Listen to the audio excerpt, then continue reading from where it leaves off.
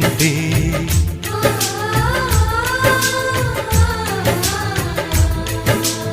అమ్మంటూ లేకున్నా జన్మంతా జరిగేనులే, అన్నంటూ లేకుంటే క్షణమైన యుగమౌనులే. కనకున్నదో కన్నమ్మవై కడుపున మము దాచి కాచిన దైవమా, మాలో దిలిలో పండేదంతా పుణ్యమే, మా జాబిలికి ఏడాదంతా పుణ్యమే.